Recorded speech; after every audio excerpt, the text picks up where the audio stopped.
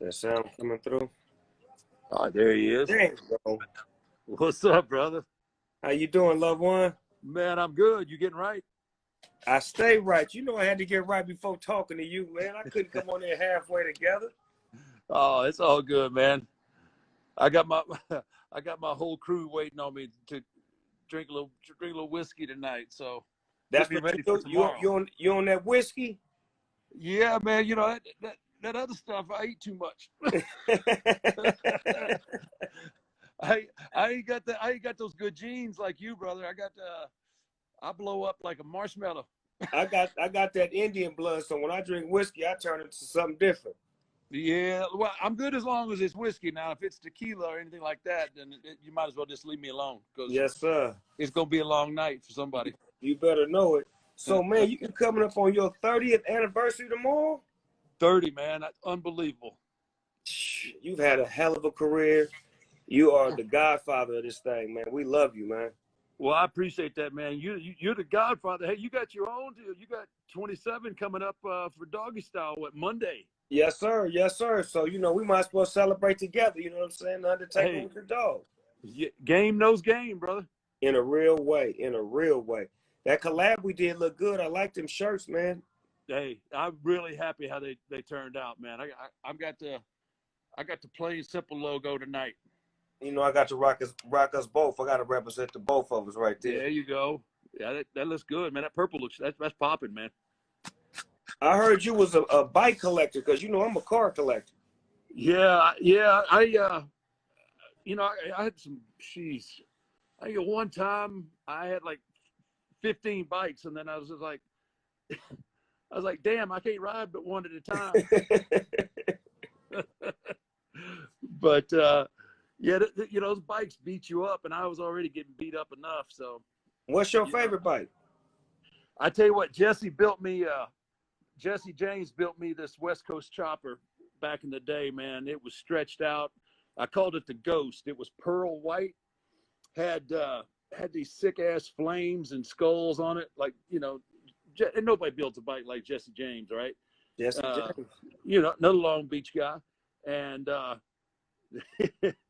he that thing was wicked, brother. It was it was nice, man. I hear you got a car that's got a pretty interesting name, man. What's that all about? Yeah, Tell me man. about the Undertaker. Hey, man, the Undertaker is special, man. It's like it looked like a hearse, but it just feel like you. My homie named it. You know what I'm saying? When he seen it, he was like, "This motherfucker's the Undertaker." I'm like, "You right." It just felt like you. You know what I'm saying? It's like it's cold. It shows up when it has to, and it's always big when necessary. Oh man, I love it, man. I saw a picture of it, brother. It's that's just tight, man. That's like one of my favorite shirts is the mural in the hearse. That's next level right there for you, man. You need to do a hearse. You need to do a hearse lowrider. Don't say it. Don't say it. I'm gonna come pick you up in that motherfucker. Don't say it. Hey, come on, let's go.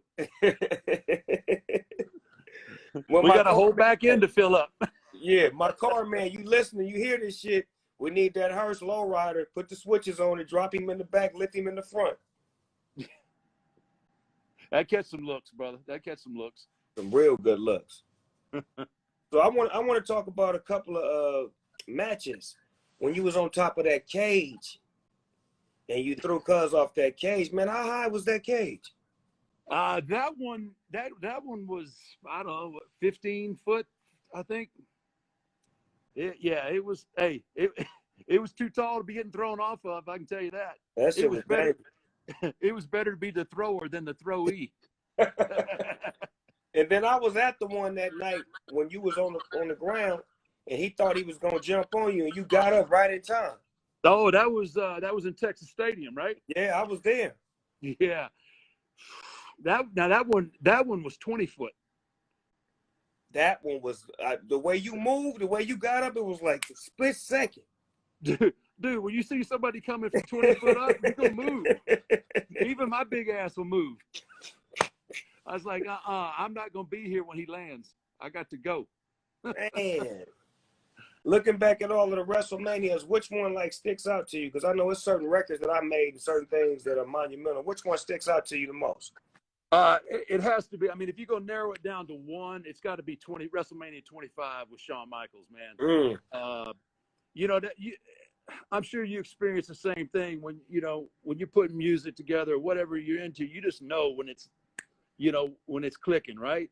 Right. And that night, I tell you what, I mean, everything was just perfect, and you had that incredible energy coming out of the crowd, and Sean was at the top of his game, and I mean, we were zoned, man. We were in the zone. That's the best example I can ever give anybody of somebody being in the zone.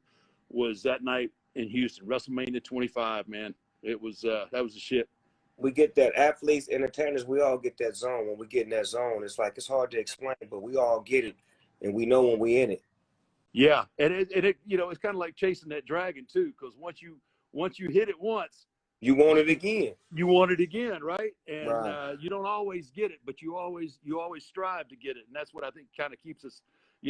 That's why you're still, after all these years, at the top of the game, and everybody wants a little piece of Snoop, and that's how I've lasted, because I've always, I don't care what I've done, I can still do more, and right. that's what kind of if you don't have that mentality, you ain't gonna make it.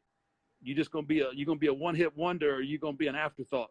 So right. So who do you think right now? Because they always ask me, like, who do you think you could like pass the baton to, or who you think that's doing something great like you were doing at your age that you feel can take the industry that you in to another level?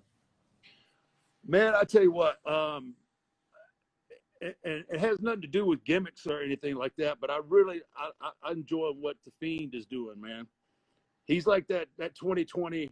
He's like that 1990 Undertaker. He's catching everybody off guard and doing stuff that people aren't used to seeing. Right. And what he's doing is real savvy too. It's real, it's deep and thought provoking. And if you can do that, I mean, everybody can wrestle, but you got to be able to captivate people's imagination. You got to have them invested in what you're doing. And if you don't have that, you just going out there tearing your body up, and you ain't gonna be there long. But I'm real excited about what he's doing, and I think he's he's that next level guy.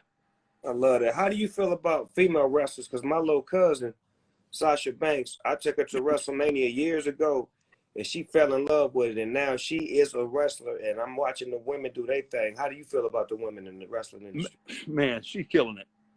She's straight killing it. And that whole division, man, my wife was a wrestler, and she didn't, they didn't put the interest in them at that time.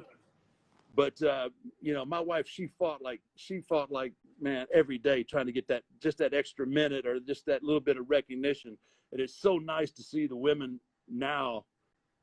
They're getting and to main event WrestleMania and to main event all this stuff and deliver. Yes. And that's the thing, right? And deliver. That stuff, with Sasha and Bailey, man, that's good stuff, man. I don't care if you're a man or a woman. That's just good story, good action. It's top level, man. I got no problem with it at all. I love it. I love to see that the industry can grow and that the women can bring it. Don't just give an opportunity, but when they get the opportunity, they make the most of it. And they have, for sure, man. Right. So what's your record in WrestleMania? Let's see. I went 21, 22, 23 and 2. 23 and 2. I went 21 and 0, and then Brock got me. And then I squeezed out another victory, and then Roman went ahead and kind of put it on me a little bit too. So, damn, that 20 and 0 was special. That 21 and 0. Yeah, it was. It kind of took on a life of its own, right? I mean, there was like, okay, here's the main event, but who's going after the streak? Right. Who want that? Yeah, I mean, if you don't get the main event, like if you don't win the Rumble, I mean, that was the next thing guys want. Like, I want Undertaker. I want to try and get the streak.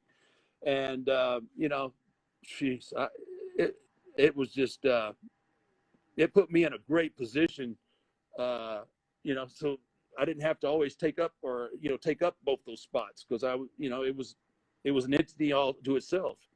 So yeah, it was cool, man. It was you know everybody loses sometimes, man. Right. That's part of It life. is what it is, man. Hey, it ain't a loss, it's a lesson. Everybody takes an L. It's just a lesson. We learn how to Yeah, do it better now.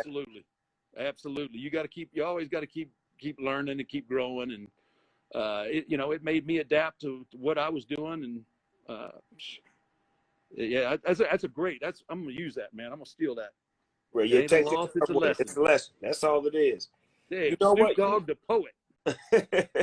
You know what's crazy is that when I'm out and about and I see fans that like me or recognize me, and it's like it's not what you expect. Do you get that when you see fans that aren't what you expect? Like, wow, I didn't know that people like that really love me and really like genuinely know everything about me. It's funny that you mentioned that, because now I've been, obviously, I did the documentary, and everybody's kind of got a little peek behind the curtain, because I didn't share anything with anybody for all those years. So I'm out there a little bit more now with my fans, and it's crazy, some of the stories that I hear, like how I affected their lives and the things that they were going through personally, and telling me, like, the only reason I got through all that because I knew on Monday night I was going to get the chance to watch. That's heavy shit, man. To know that I think a lot of times artists and athletes, they take for granted the effect that they have on people and how much they mean to people. And it's so humbling, brother, just to have somebody break down and just start crying, telling me their life story, and how they would come from this kind of household and this was going on, but we had TV, and on Monday and Friday nights, it was all about watching you, and it's just like, damn, man. So And the beauty is that you, me, and people like us who get that position, we end racism because we bring all walks of people together for one cause. And absolutely, they don't know how to hate each other when they love the same thing. You know what I'm saying? So yeah, that's great, because if you're a wrestling fan, or you're a music fan, yeah, it unites, man, and that's what we need right now. There's too much division. There's too much, we can all have separate opinions on who's doing what, right, but we're still people. We're all the same people. And it's nuts, because it used to be, I don't care what party you could still have a conversation, right? right, We're at right. a point now you can't have a conversation anymore, and it's we got to find more common ground. We got to find common ground in music. We got to find common ground in different genres of entertainment, and quit being so divisive, man, because we're better than that. We're all better than that. I And think we we do. we got to use our platforms, like, not to spew one way or the other, but to unite. That's the thing. That's what we're doing right now. Ain't that beautiful? We doing it. It, We doing it, and it ain't even nobody made us do it. We doing it because we want to do it, and it's what's necessary. Sometimes you must do what's necessary when you're in that position of power. you got to take it. Absolutely, man. I agree 100%. That's straight knowledge right there. So you know what I'm gonna do? I'm gonna pull you out of retirement for one more match, a tag team match with me and you, and I got to figure out who we're going up against. All right. Well, let's do this. We'll take somebody from the music world, and we'll take somebody from the wrestling world. I'll do that. I'll come out of retirement for that in a heartbeat. I like that. I like that. And we're gonna do it at Mania too, when there's people in the crowd. Yeah, I've been working out, so I want to show off a little something I've been working on. All right. I want to see that Snoop shuffle. Float like a butterfly and sting like a bee. Man, I love being in that ring, man. You just don't know what that means to be inside of that ring, man. That is a beautiful feeling, man. That's a lot of energy, isn't it, man? I mean, I know you get it. I mean, you performed in front of millions and millions of people. It's a different wrestling energy is different because these people are diehards. And when you come into this world, if you ain't legit, they'll let you know. Yeah, quick. You understand me? So it's like, to be accepted and to be appreciated, it means a lot because they know that I come from the days of Jimmy Superfly Snooker, Junkyard Dog, and way back in the days when my grandfather showed me about wrestling in the 70s. So I got a long tradition with it. So when I come in it, they know it's official. It ain't me just trying to, be a part of a gimmick, but me really just loving the sport and loving the people that's in it and getting that same feeling back. Yeah, absolutely, man. I knew you were big time. I knew you were a big time fan when you showed up in was it Orlando? you guys had the grill going.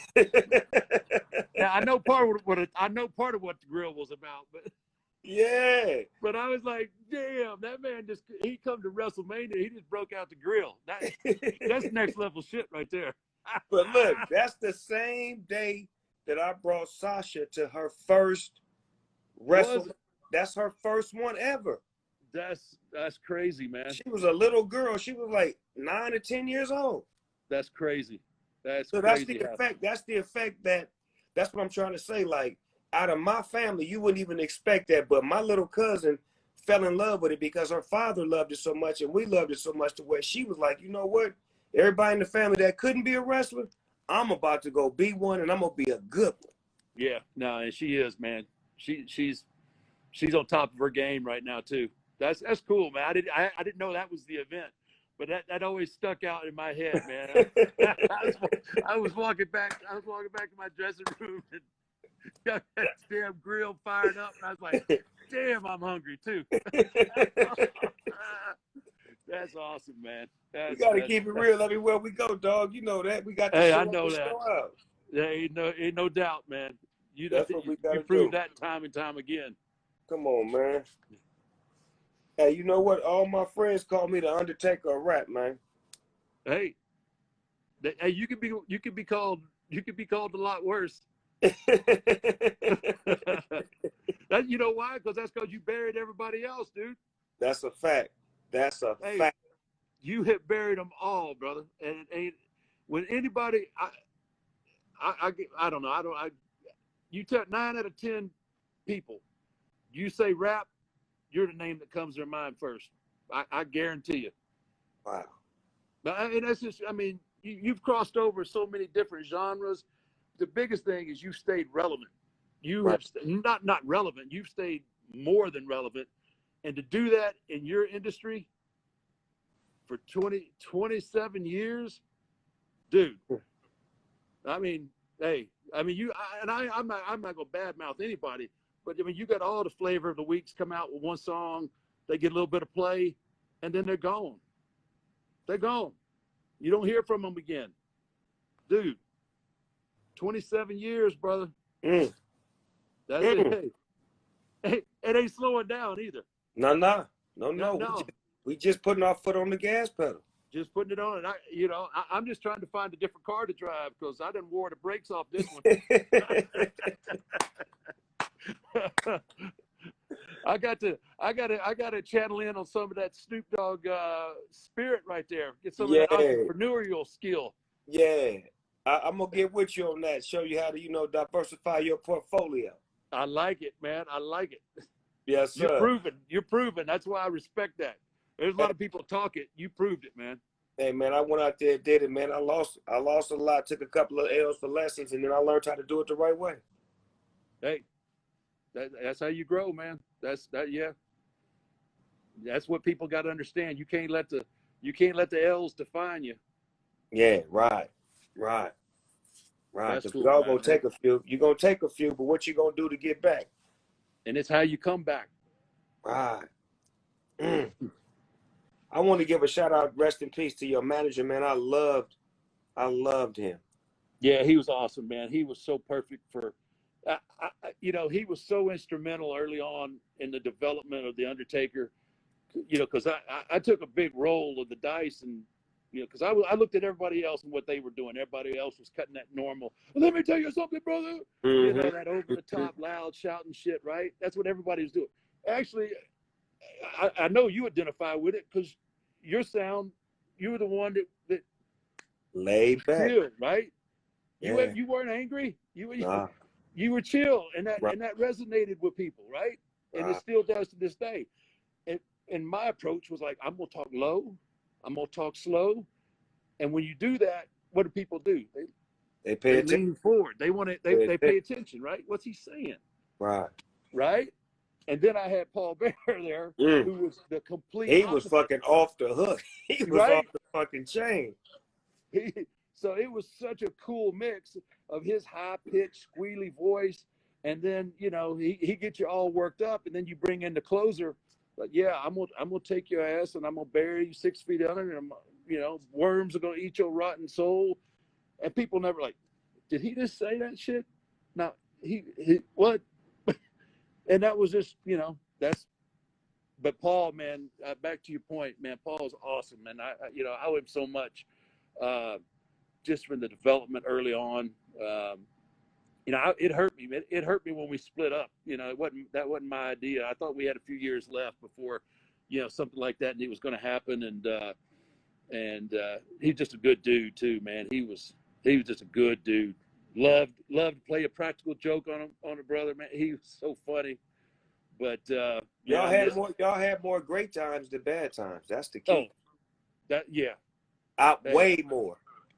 Yeah, all my memories of Paul are fond, man. And you got somebody like that in your life. He was instrumental to the creation of what you created.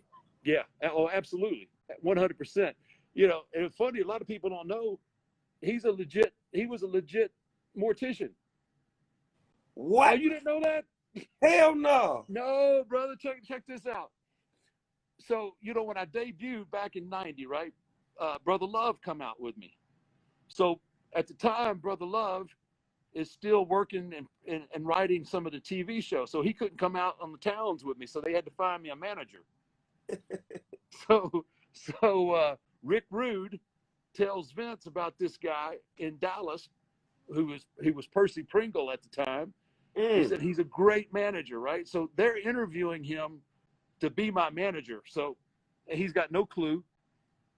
So during the interview process, Vince does this to everybody. He goes, well, you got any other kind of skills, or do you play music, or you do this, or you do that?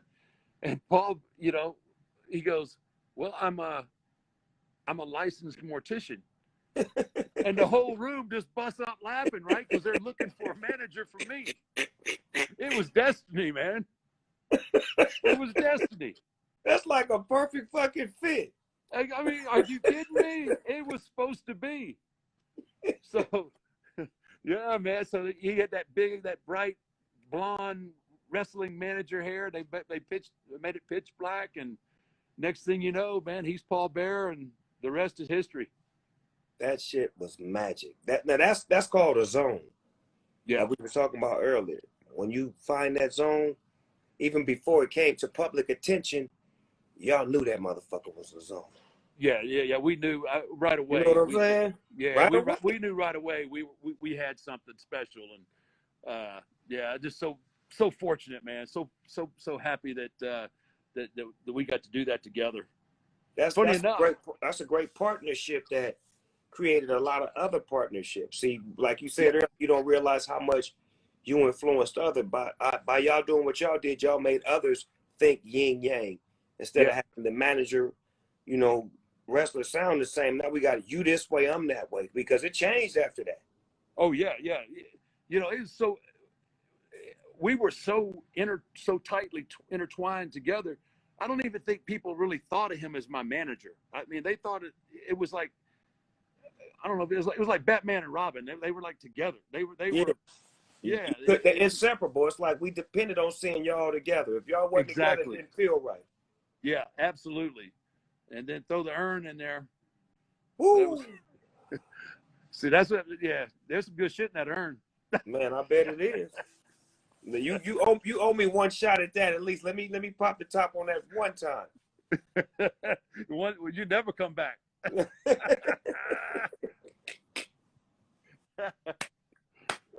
Man, this has been great, man. This has been amazing talking to you, dog.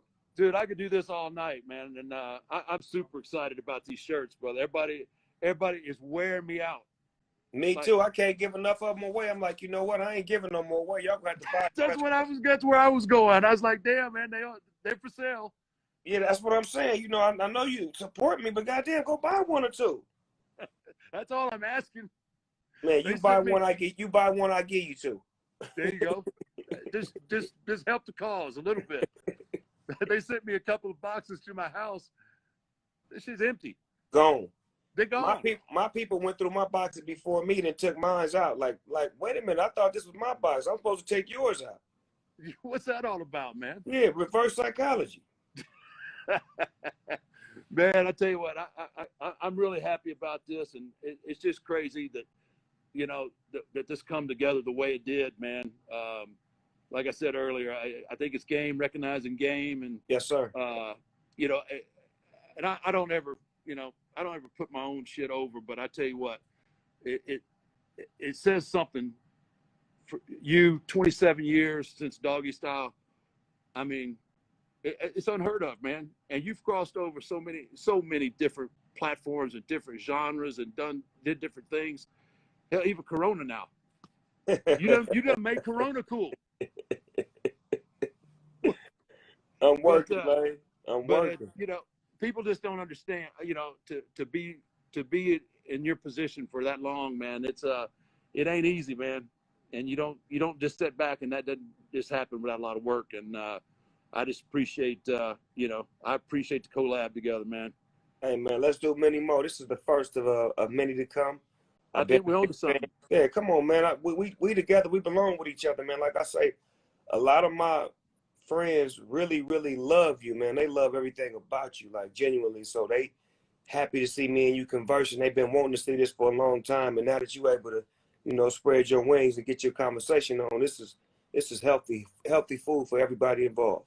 Yeah, man. We got a lot of work to do, brother. Yes, sir. Yes, sir. And that don't mean we can't have a little fun while we do it. Say, man, I don't do nothing unless it's fun. All my jobs are fun. That's all about. All right, man. Hey, I enjoyed this, brother. Hey, man, thank you. Anytime you need something from me, my door is always open, and I'm going to leave the back light on for you in case you pull up. Okay, it goes both ways, man. Stay on it like you want it. And y'all make sure y'all go get some of that merchandise, man. That Undertaker Snoop Dogg merchandise. It's out right now. Stop asking for free and go get you some. Go buy you some. Hello. Go get it. All right, man. Be good, loved one. Stay safe. Peace. Be cool, brother.